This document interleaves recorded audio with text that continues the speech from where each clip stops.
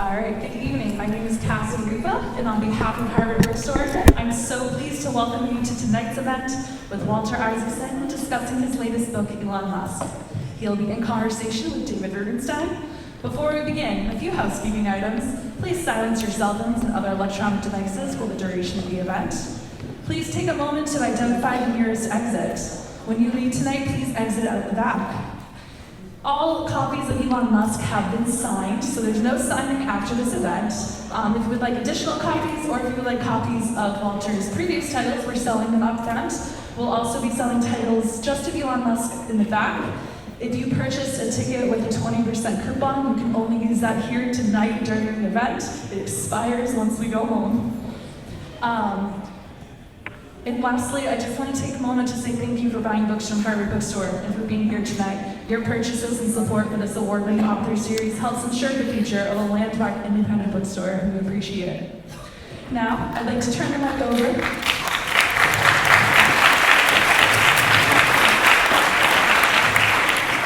Now, I'd like to turn the mic over to Linda Henry, CEO of Boston Media.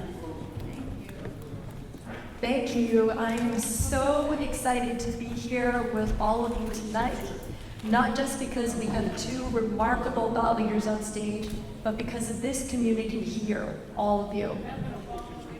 The Boston Globe is thrilled to be partnering with Harvard Bookstore to help support, grow, and convene the remarkable literary community that we have here in Cambridge, Boston, and beyond.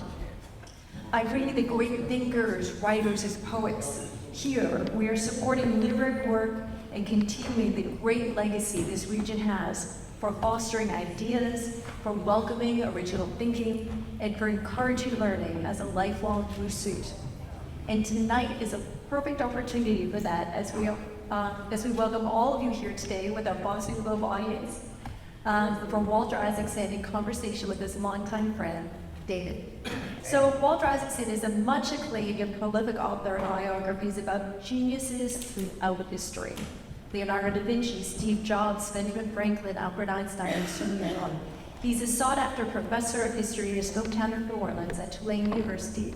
He's also a host of the show Emma Boring Company on PBS and CNN, a contributor to CNBC, and host of the podcast Trailblazers from Dell Technologies. Walter has worn many important national hats in his illustrious and impactful career, including as CEO of the Aspen Institute, the chair of CNN, and the 14th editor of Time magazine.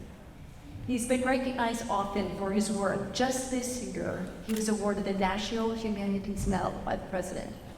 And I will also add that personally, he has given a lot of his valuable time to serve on so many communities on many different boards, including Teach for America, U.S. Defense Innovation Board, Broadcasting Board of Governors, and he even very kindly mentored me at one point, generously providing very strategic advice and guidance.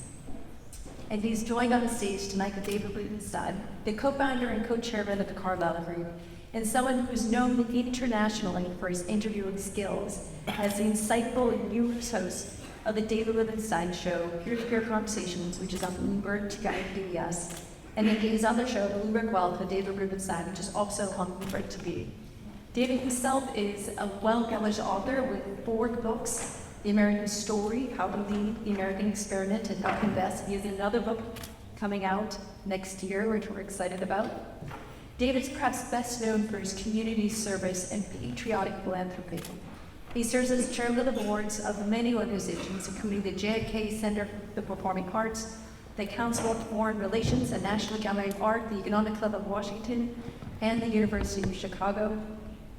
He's a fellow of the Harvard Corporation and trustee of the Memorial Sloan Kettering Cancer Center, Johns Hopkins Medicine, the Institute for Advanced Study, the National Constitution, the Lincoln Center for Performing Arts, and more. We are in for a fascinating conversation with these two truly remarkable gems, and so thank you all for supporting Harvard Bookstore, your local independent bookstore, and for showing up and being part of this beautiful literary community. Thank you all. Okay. So, Linda, thank you very much for that kind introduction. We will try to live up to it, but we may not be able to live up to that introduction. Walter, you were an undergraduate at Harvard, so did you spend a lot of time here in this facility, you think? Do I look Unitarian? No, but I will say one thing about Memorial Church. Back when I was here, the great Reverend Peter Gomes ran it. And I don't even remember my graduation speaker, but I remember that final sermon he gave to us. And somebody came up afterwards and said to Reverend Gomes what he wanted to do. And Gomes said, he said he wanted to be successful. He wanted to be powerful. He might even want to be president. And the Reverend Gomes said to him, aim higher. This college has put out a lot of powerful people, even a lot of presidents. It needs to put out some good people, so aim higher. Okay, so when you were an undergraduate here, you must have done pretty well. You became a Rhodes Scholar. What did you do to deserve a Rhodes Scholarship, by the way? I was from Louisiana, and they do geographic distribution. So when you were an undergraduate, you say, I want to write books about geniuses, and this is my calling in life? No, when I was an undergraduate, I had a truly wonderful professor. I adored her, and her name was then Doris Kearns. Yeah, whoa, she can get that. And Doris was not yet tenured, and while I was there, she turned in her dissertation and published it, and it was Lyndon Johnson and the American Dream. And she got denied tenure because Harvard and the Academy back then thought it was beneath the dignity of true scholars to write biography because it was imposing a great person view of history. And that sent a shockwave through academies there. And biography fell out of favor in universities, which left it open for those of us who were non-academics. Bob Caro, David McCullough, you go down the list. And then the next generation, Meacham, myself, and others. So I realized that it's interesting to tell the history of our time through the people who make it. And it was a nice open field since no academic would be able to do it. So we'll go through some of the books that you've written and the geniuses and their characteristics. But before we do so, I wanted to ask you, people know that you write about geniuses. Do people call you and say, I sort of am a genius and maybe you could write a book about me? Yeah, quite a bit. And sometimes they think he'll do it for the money. It was, though, Steve Jobs did that, and he wasn't. But I had just done Benjamin Franklin, who, by the way, probably knew this church, and I did Albert Einstein. So I was taking a walk with Jobs, because he called and said, can we take a walk? And he said, do me next. And my first reaction, Ben Franklin, Einstein, you arrogant little, I'll wait 30, 40 years until you retire. But then somebody whom you know called me and said, if you're going to do him, you have to do him now. And I said, well, I didn't know he was diagnosed with cancer. He said, no, he's keeping it a secret, but he called you the day after the diagnosis. So in terms of this particular subject, Elon Musk, how did you decide he was an appropriate person for you to spend 2 years, more or less, living with? And now that you've interviewed him and spent 2 years with him, do you admire him more than you did before, or admire him less? Well, one at a time. I was looking for people who transform history and bring us into a new era. Steve Jobs brought us into the digital revolution with everything from friendly personal computers they could just plug in and they'd say hello, like the Mac, or smartphones, or 1,000 songs in your pocket. Likewise, my next book was Jennifer Doudna, who created the tool that known as CRISPR that allows us to edit our DNA and even eventually maybe design our children. So those are the two great revolutions, the digital revolution and the life sciences revolution. The next to me was Musk was bringing us back into the era of space adventurism, which we had given up ever since the shuttle got grounded, and single-handedly almost, I mean, obviously with a lot of people, but more than anybody else, he brings us to the era of electric vehicles along with solar roofs and power packs. And that, to me, was a great transformation. So I thought, hey, what could go wrong? Cars and rocket ships, this will be fun. So you just call him up and say, guess what, you're my No, next a genius? friend Or of how did you do this? mine, we had a mutual friend, and I'd run across Musk a few times, and he said, you got to do Musk, and Musk would be in. So we talked on the phone, Musk and myself, for about an hour and a half, and I said two things. I said, I don't want to do this based on 5 or 10 or 15 interviews. I want to do a biography unlike any that have been done before, really, which is, I want to be by your side, morning, noon, and night. Every meeting, nothing off limits. I want to travel with you. I want to see you in good moods, bad moods. And he went, okay. And I went, wow. And then I said, second criteria is you have no control. You don't get to read it in advance. And he said, okay. And so I was kind of stunned, went back to a group of people I had been with down from the phone. And a few minutes later, they said, oh my God, you're doing Musk's biography. I said, wait, I haven't even told my editor. How do you know? He said, oh, he just tweeted out, Walter's writing my biography. So I said, all right, I guess I'm in. So has he read the book, or has he told you what he thinks about it?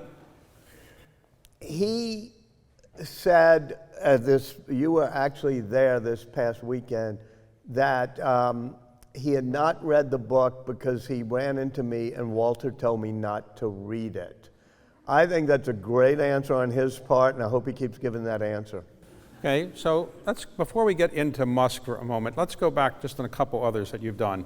So you did your first book that some people would say is a genius. He would certainly say it was Henry Kissinger. Well, yes, he would indeed. Yes, right. So Henry Kissinger, did he like your book? No, but somebody said, do you like the book? And he said, no, but I like the title. So his egotism, it took quite a long time. Nancy Gibbs is here. I'm not sure she'll remember that she was one of my successors as editor at Time, and we threw a party for the 75th anniversary of all people who had been on the cover of Time, and Kissinger wasn't speaking to me. I mean, it was like, that if he had reread his own memoirs, he would be outraged that they weren't favorable enough. But my book was pretty tough. And so he wasn't speaking. We invite all the people back, and I'm wondering whether Kissinger will come. Phone rings in my office. My assistant says, it's Henry Kissinger. I go, okay. And I pick up the phone and says, well, Walter, I'll say this part for some of you. I couldn't tell whether it was really Henry Kissinger or this friend of mine named Graydon Carter, who did a great Kissinger imitation. And so I didn't want to fall for it. I went, mm-hmm. And he said, even the 30 Years' War had to end at some point. I will come to your party. What about his wife? Then he paused and says, but you know Nancy, she's very partial to the 100 Years' War, and we will have to work on her. So after Kissinger, you wrote a book on Benjamin Franklin. Mm-hmm. And Benjamin Franklin, I think you've said elsewhere. After Kissinger, dealing with him, I thought I had to go back 200 years to somebody who didn't have a, Was it living easier life. writing a book about somebody who's dead or alive? Well, there's a certain turmoil that comes because both with Musk, and the book has all the dark sides and warts and all, and Jobs and Kissinger, there's an anxiety that comes because you have to deal with them and they're not going to like certain things. But you end up knowing about 1,000 times more when you're right next to a living person. For example, with Franklin, he flies a kite in the rain. We all think of him as some doddering dude flying a kite in the rain, but that's the most important scientific experiment of that era, the single fluid theory of electricity. But all we have is one diary entry, one letter to Peter Collinson, and one newspaper clipping. Whereas with Steve Jobs or Elon Musk, I could be with them at all times and know more about the Inconel content of a valve in a Raptor engine. So on Franklin, I think you've said elsewhere that of all the people you've written about, if you could have dinner with just one of them, one evening, it would be Franklin. Is that fair or right? Yeah, I mean, he is both the nicest of all, a jovial type. Is that a high bar? It's not a high bar. Only Jennifer Doudna and Ben Franklin win the nice awards of my. And one of the questions, I don't know if I can say this in the Unitarian church, which is, do you have to be an asshole in order to be a disruptor? And I always point to Ben Franklin, but Franklin's talent amongst the founders was he wasn't the smartest of the founders. I mean, you have Jefferson, you have Madison, Hamilton.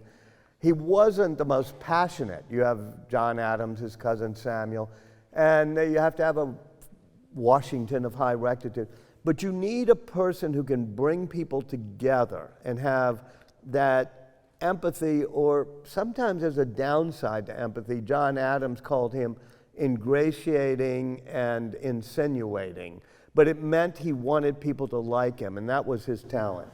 Okay, so let's talk about Albert Einstein. That's often thought to be synonymous with genius. Was he a genius from the day he was born, and everybody? I love the fact that when he was growing up, he was slow in learning to speak as a child, so they called him de départé, the dopey one in the family. And all the way through, he's not the greatest student. And even one of my favorite quests was he runs away from the gymnasium high school in Germany, goes to Switzerland, goes to a school, sort of like a Montessori, but it's called Pestalozzi, where you study visually instead of verbally. And then he applies to the second best university in Zurich. It's sort of like being MIT, if you know what I mean. So the ETH, it's called, the Zurich Polytechnic, sort of like Zurich Institute of Technology. And he gets rejected because his tests, his essays are so bad. And I really set out to find the admissions director of the Zurich Polytech who had rejected Einstein, but I couldn't find out his name. So there is a toy that came out years ago. It's called Einstein's First Toy. The theory was if your child plays with this toy, he will become or she will become Einstein. Is there any evidence that a certain toy can make you a genius? Well, there's always one little thing in childhood, and this is not the toy you're talking about, but his father gave him a toy, Einstein's father, which was a compass. Those typical compass where the needle twitches and points north. And he's about 8 or 9 years old, and he becomes mesmerized. Actually, no pun, it's the use of the word mesmer correctly, with the needle, and nothing's touching the needle. Like, why is it moving? What is a force field? And he said he was so baffled by it that for the rest of his life, he's trying to figure out the intersection between a force field and physical things. Now, we all got a compass when we were kids, and it was like, oh, look, the needle point. And then we're on to something else, like, oh, look, a dead squirrel, and we're on to something else. To his deathbed, he's still trying to find the unified theory. So what was the story about the hair? Why couldn't he get a hair combed? Why didn't he said, and actually you remember this because you once asked, and I couldn't remember what I said. What was it in the book? Well, I think he said it takes too much time Yeah. to comb your hair, and on his socks, he always had holes in his socks, and he just thought it was a waste of time to darn the socks. Yeah, he sort of said it was a waste of time. I actually think he cultivated a bit of celebrity. And you can do a thought experiment, those of you who are great physicists in the room. You have at the same time, let's say, Niels Bohr, some other, but we'll just pick Niels Bohr.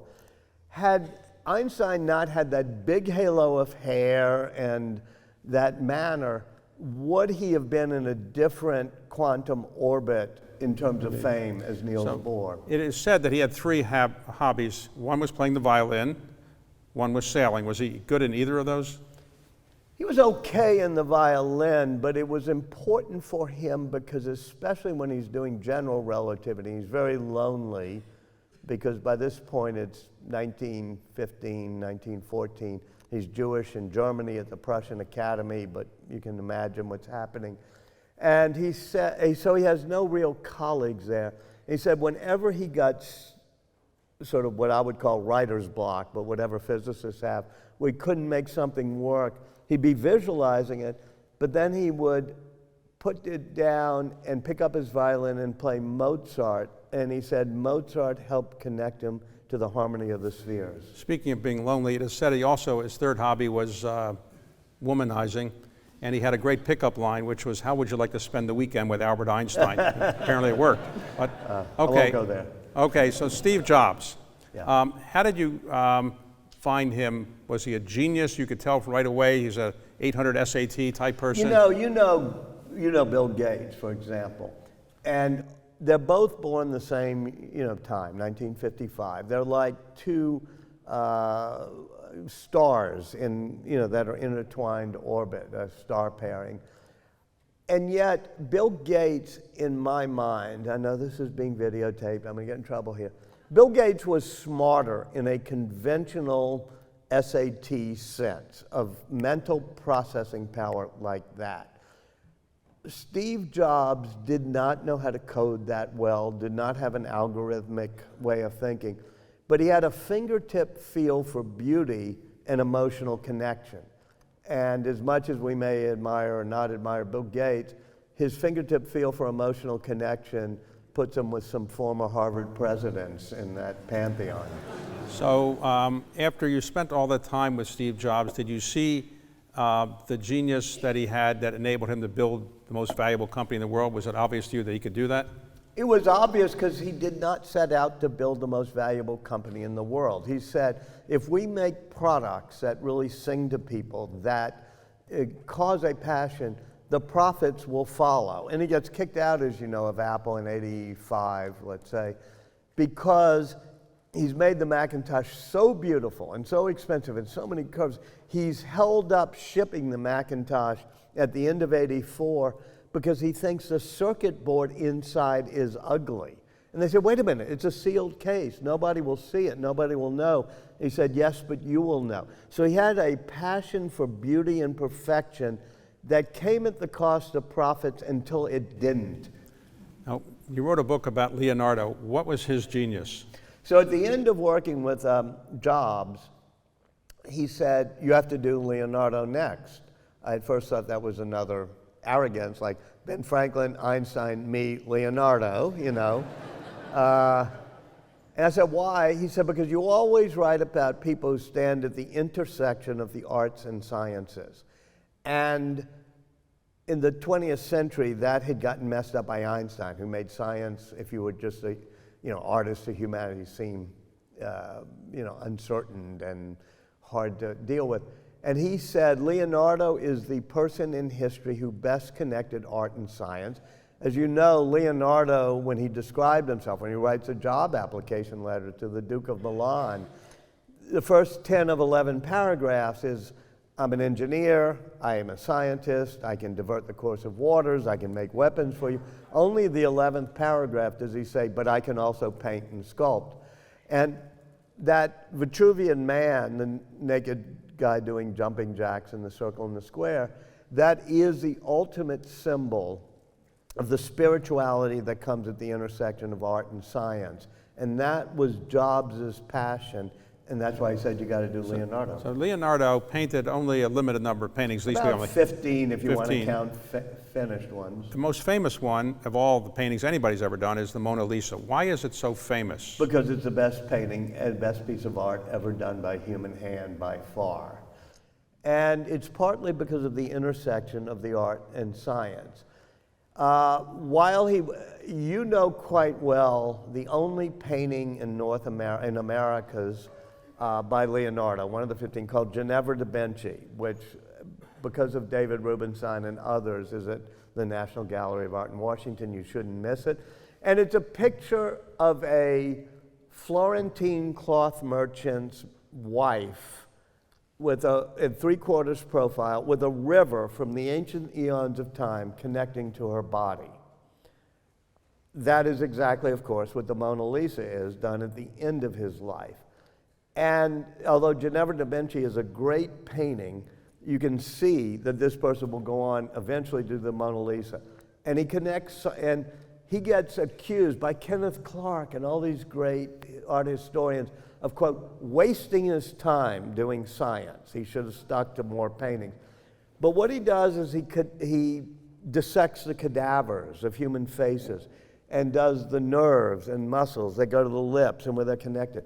He dissects the human eye and sees that detail is seen right in the heart of your retina, but colors and, shadings are seen peripherally. And so if you look at the Mona Lisa, the detail of her lips actually turned down slightly, especially on the right-hand side, in the black and white detail. But the colors and shadings turn upward, which means as you move your head, that enigmatic smile turns on and off. That, just in one part of one lips, is a part of the genius that makes that a great painting. To write the books you've written, you need to know something about science, and people might think you're a writer by background, but when growing up, weren't you involved with kind of technology, your father You know, and my dad, all biography is autobiography, and my daughter said, and I said, what do you mean? He says, you want to be Ben Franklin, you know, a journalist and publisher like the Henrys, but also gets into public life and whatever.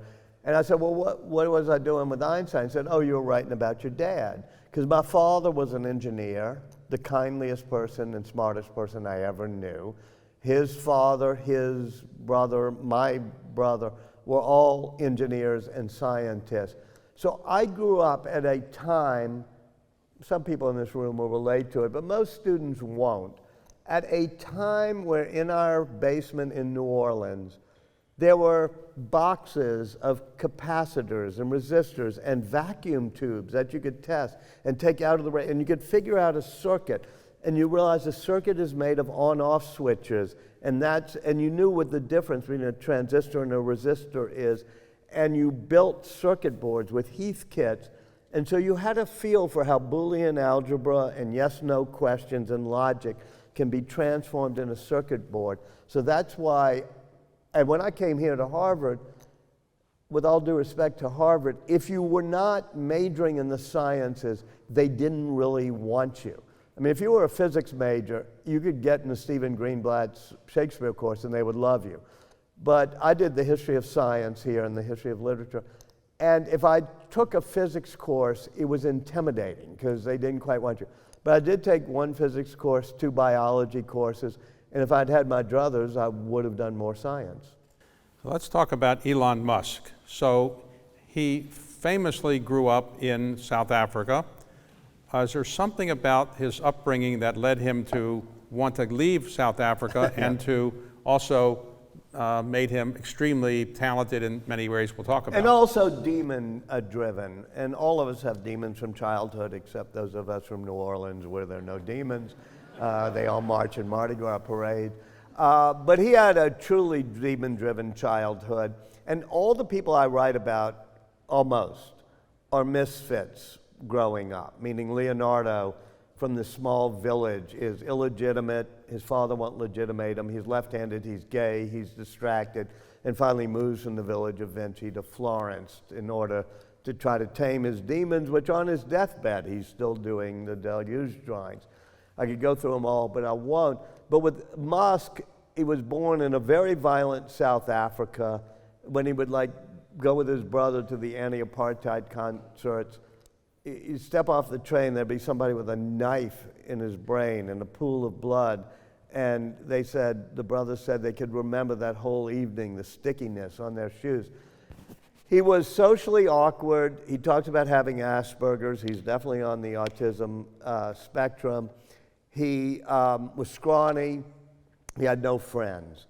And so he's beaten up on the schoolyard all the time. And at one point he gets beaten up so badly he has to go to the hospital for 4 or 5 days. His face is so bloodied that his brother, who was there when they were pushing him down the concrete steps, said, I couldn't recognize him hardly.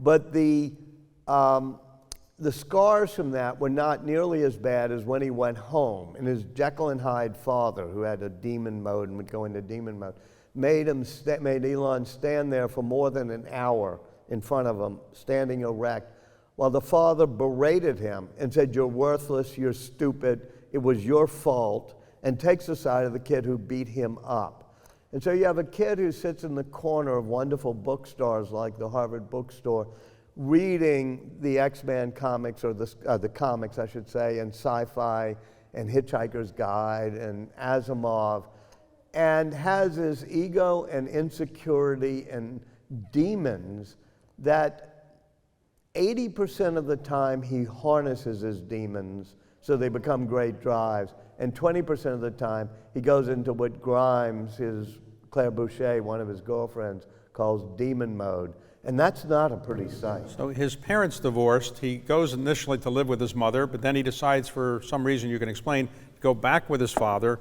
And when he goes back with his father, is he happy living with his father then? No, and only Freud, or probably not even Freud, can explain why does an insecure, beaten-up kid leave the mother who's trying to create a happy home and runs away and stays with this abusive father. And it was obviously a horrible mistake. His second wife, Tallulah, I think it was her insight, is he associates drama with love and childhood love. He needs the storm. And you see this all the time. He's always disrupting things with a storm, but he runs away again and comes to Canada because he has to get away from his dad. But ultimately, his father later in life visits him and brings his second wife with You talk him. about demon mode. So Elon's first child dies in infancy. SIDS, from of SIDS. Sudden infant death syndrome. And he's not speaking to his father at the time, but his father comes over all the way to California from South Africa, bringing his second wife to be with him then. And Elon just doesn't know how to deal with it. Kimball's trying to keep the father from away. And he brings his second wife brings his two stepchildren, one of whom is Jana. I have to be careful here legally, but she's young, I would say early teens. And Elon notices that he's, I think the lawyer called it, the way we phrase it is, inappropriate attention to his stepdaughter. And eventually, the father has a child, then a second child. He divorces the second wife. He divorces the second Second wife. wife. And so this is part of, there's a beautiful profile of Musk in Rolling Stone by Neil Strauss, in which he says, Musk has a breakdown almost in the interview, and he won't tell me why, but he just starts crying. He says, I just can't tell you what it is.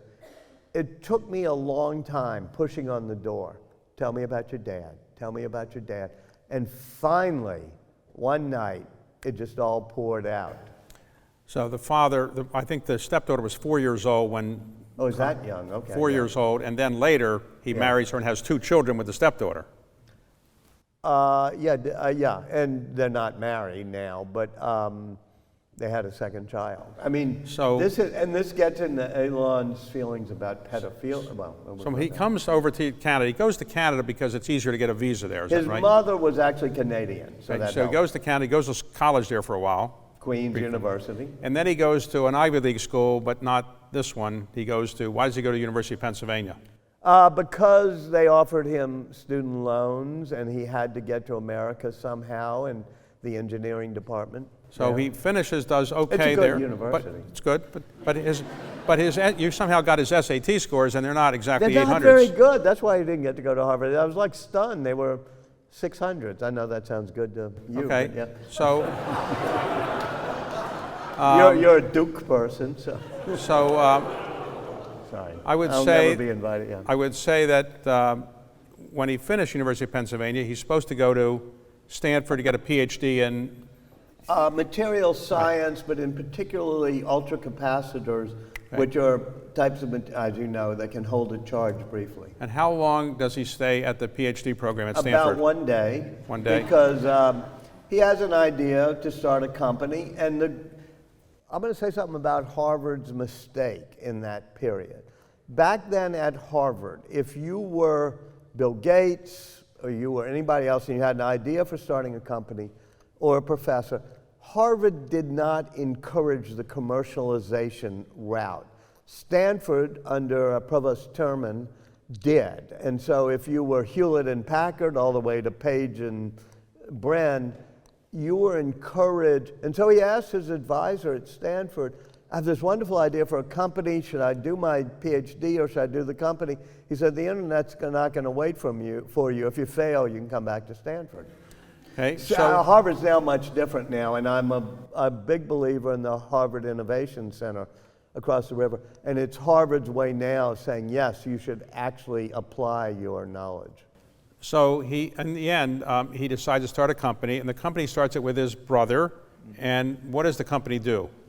The company is a little bit like a mix of Google Maps and a Yahoo directory. which allows you to put in the name of a company or to be a company and advertise, and people can find you, and it shows you a map. All right, so he starts a company. Makes money. Does okay, and he ultimately sells it, makes a little money. And then he decides to start another company which has the name X in it. Yeah, he loves X, which is the mysterious letter. Einstein loved it too, which is the mystery letter that you have to find the clues to find out what it is in algebra.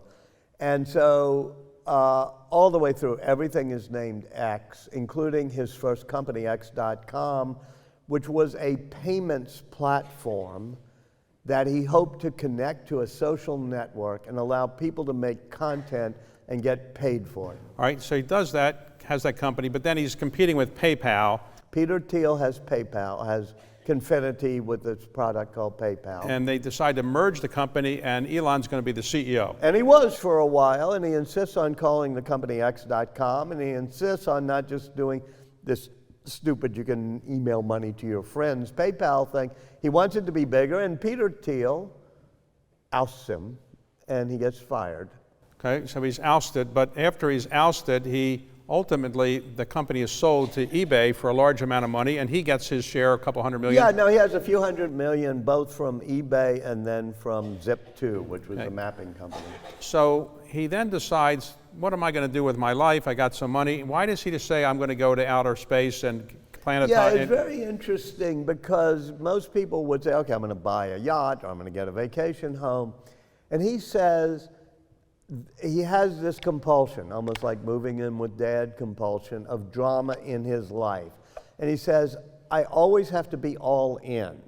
I always want to take all my chips and put them back on the table and risk them. Peter Thiel said, after this thing, he said, most entrepreneurs I know are very good at figuring out risk and how to deal with it. Musk doesn't just deal with it, he embraces it. He loves risk for its own sake. And so it's also like video games, which he was totally addicted to. If you're at a certain level of Elden Ring and you get past it, you can either stay up another 5 hours and he's always trying to get to the next level of the game.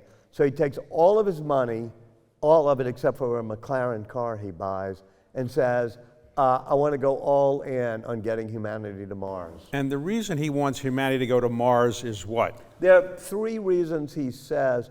One, and I used to think these were the pontifications of an ego-driven guy for podcasts or pep talks for his team, but he sort of chants these so often, I actually think he believes them, if you know what I mean. And one of them is that human consciousness is this precious and weird thing, and we do not know that consciousness exists anywhere else in the universe, and that may be because anytime consciousness evolves, it's on a planet, and before it can spread to other planets, something bad happens. He says, so we have a century before we have to be multiplanetary, or it can be snuffed out. But also, he said, all people in this country have some adventure or risk-seeking experience, whether they came on the Mayflower or came across the Rio Grande. And America has lost its feel for adventure, and space is the ultimate adventure. So he decides to build a space company. NASA's essentially out of the space business. And it had sent people to the moon 50 years ago and then gave up. And then it had created the space shuttle, and after it crashed, they gave up. They didn't send people to orbit anymore because it was, quote, too risky. And he's driving from the end of Long Island one day, and he's deciding he wants to do this. And so when he gets home, he goes online, or gets to the hotel, he goes online to say, what are NASA's plans for going to Mars? And he said, it just totally amazed me. They had no plan. So he initially says, I'm going to go to Russia and buy some rockets there. That doesn't work out. So he decides to build his own. Where does he get the employees to do this? He hires some former NASA employees. And what was his novel concept about the rocket? His novel concept was after going to Russia, and they kept jacking up the price and spitting on him or whatever. On the flight home, he's with a couple of engineers who he's trying to recruit, Jim Cantrell being one, who I just saw posted a nice review of the book. And they say, what is this idiot savant doing on the Delta flight from Moscow to wherever? And he had a spreadsheet in which he was looking at the cost of all the materials you needed for a rocket, and the cost of the fuel, the cost of the metal, the Inconel, the valves, and whatever, and then the total cost of the rocket. And he called that the idiot index, meaning you're an idiot if it's more than 10 times the cost of the material. And he figured out, I can make a rocket that would be 1/20th the cost of what NASA and Boeing are spending. So he ultimately decides to build that company and calls it SpaceX. And today, what has SpaceX accomplished? SpaceX launches the first 3 of its rockets and they all blow up, so it runs out of money. At the same time that Tesla runs out of money, end of 2008. And Musk goes into every penny he has, makes his wife Tallulah says that her parents will sell their house in England and put it in to keep it going. And he finally shoots off the 4th and it works. Among other things, there's 100 things he's done, but among other things is he's figured out that the only way we're going to get to Mars, a space exploration, and make it cheap is not just the idiot index, but you got to shoot the rocket off, have it re-land upright, and be able to reuse it quickly. It's like having an airplane. If you fly it from LA to Boston, as I did last night, but then you dispose of it, it ain't going to work. No company, no country, no entity has ever shot rockets into sending things into orbit and having them re-land and use them. And he's done that, Austin or Nick, how many times? 50. 50? Huh? Lots, okay. Okay. Nick and Austin are 2 of the photographers who document SpaceX. But Jeff Bezos hasn't been able to do that. NASA hasn't been, Russia hasn't been able to. So he does this, he's got this company going, he's getting contracts from the Pentagon and from others and NASA, but he also comes up with a clever idea of using his rocket skills to build a satellite system around the world to connect people to the internet. Can you explain where that came from, that idea? Yeah, one of the things he does is he's always mission driven, meaning I want to get humanity to Mars. I want to get us into the era of sustainable energy. I want to have chips in the brain that communicate with computers so robots don't destroy us. Then he backfills with a business model, like curing paralysis.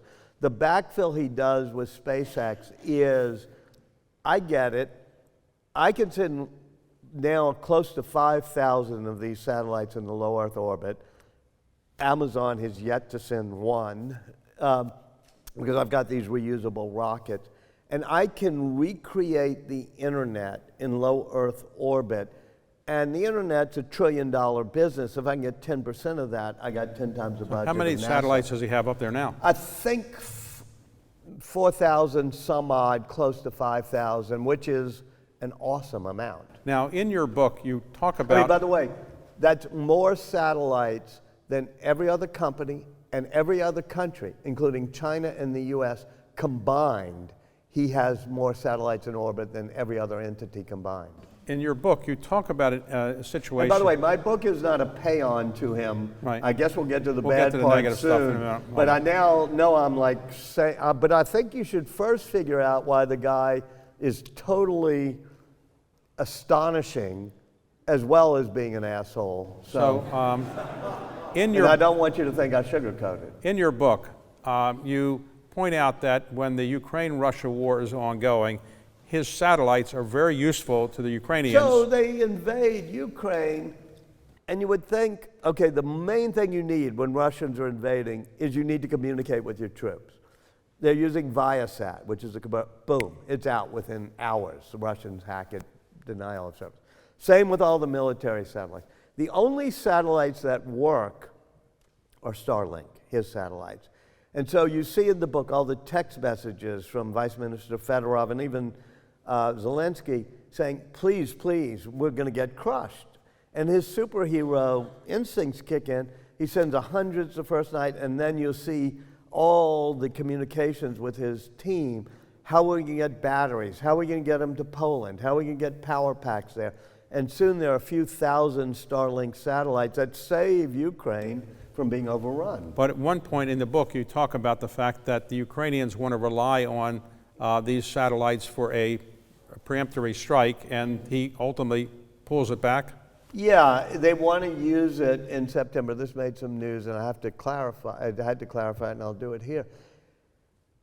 In March or April, when the invasion happens, he sends it. By September, they've decided, the Ukrainians, to launch a sneak Pearl Harbor-like attack on the Russian fleet in Crimea. And I had just spent a week with Musk, and I'm back home in New Orleans watching a high school football game, and at my high school. And all of a sudden, I'm hearing from him, which is they're launching this sneak attack. And he says, and I know, because he talked to the Russian ambassador, that means Russia will retaliate with tactical nuclear weapons. Musk is a drama freak. He's also apocalyptic. He also is, so he thinks he's about to start World War III. So he tells me, I'm not allowing that. I'm not allowing him to use Starlink. And they don't know it, but I'm going to. And I made a mistake. I said that night he turned off, I think I said Starlink. In fact, there was a geofencing around Crimea, and they had to decide that night whether to allow it to happen. And I think the essence is the same. He decides no. But before he decides no, does he not call the chairman of the Joint Chiefs of Staff? So I'm very Socratic when I deal with him, because I'm like, why are you calling me? Is it you want this in the book or what? And he almost is using it, and I'm very careful not to pretend to know how to advise him, nor to be his pal. So Socratically, I say to him, have you talked to General Mark Milley, chairman of the Joint Chiefs, or Jake Sullivan? And he does talk to them that night.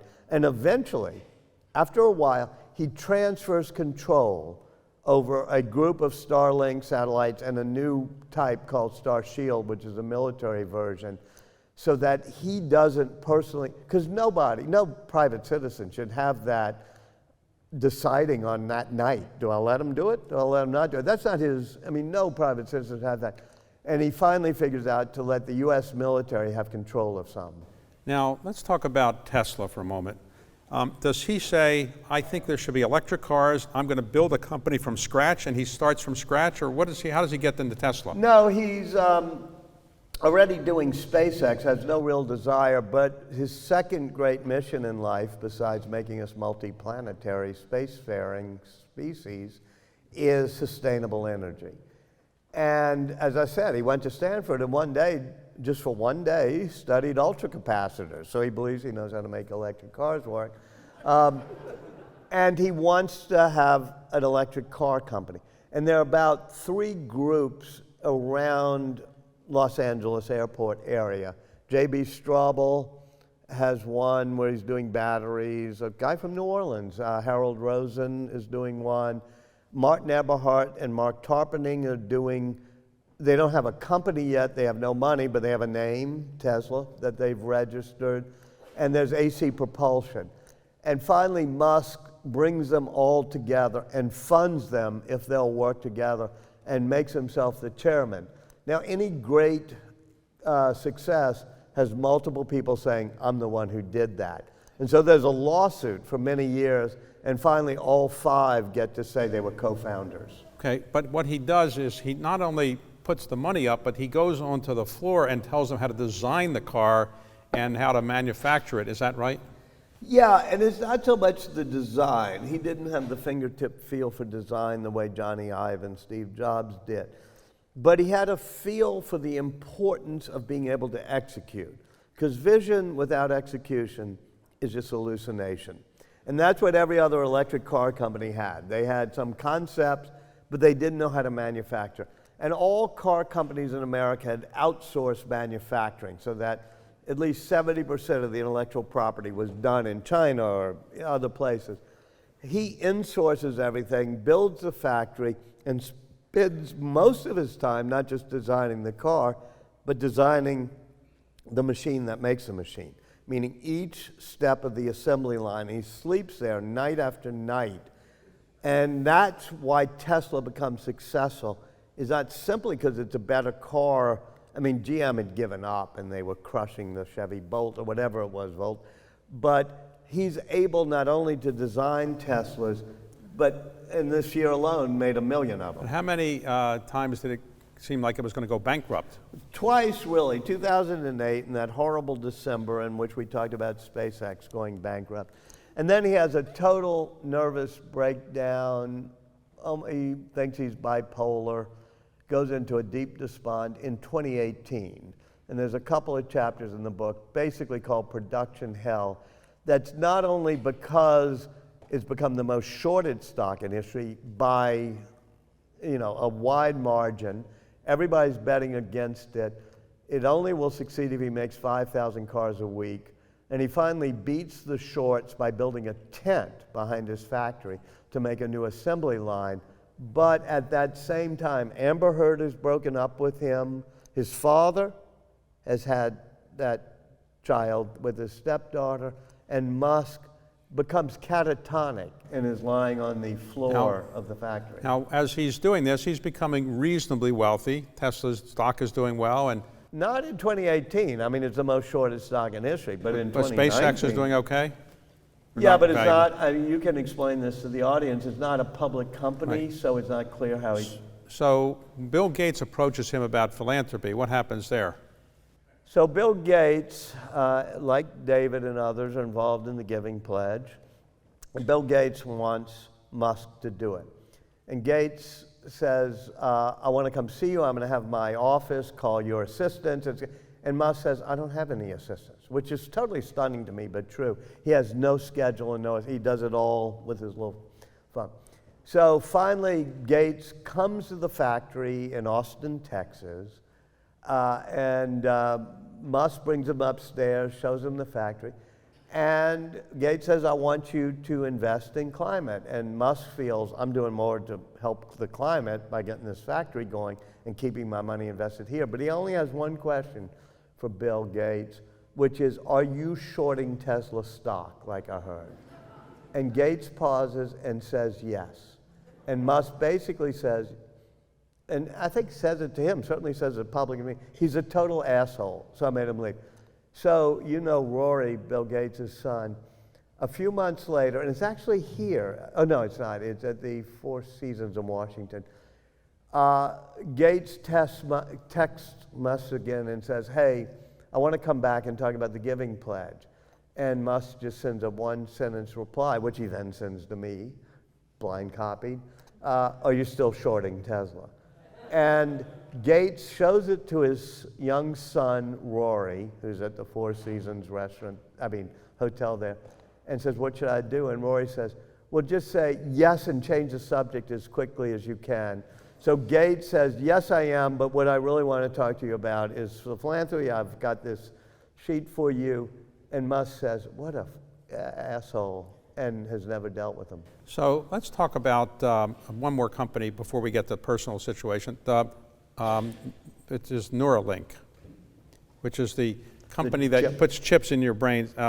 Is that moving forward? And it's a chip in your brain that allows you to connect to computers. And those of you who've studied the digital revolution know that most of the great advances are the human-computer interface. It was here in Cambridge that they first did with J.C.R. Licklider the notion of visual displays so that you could communicate fast.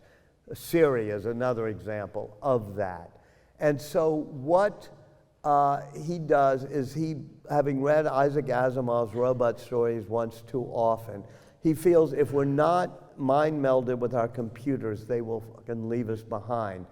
And so Neuralink is supposed to be a chip that will take your brain waves and could connect directly to computer. You've probably seen the monkey, known as Pager, that can play Pong just by thinking. And this month, even though Musk if Musk would only quit tweeting and doing the god-awful political things he does, this month the FDA gave him approval to put these in humans, and he's backfilled the business model, which is, before I save us from our robots, I'll save people from ALS and Parkinson's. well, speaking of tweeting, why did he want to buy a company once called Twitter now called X. because of his.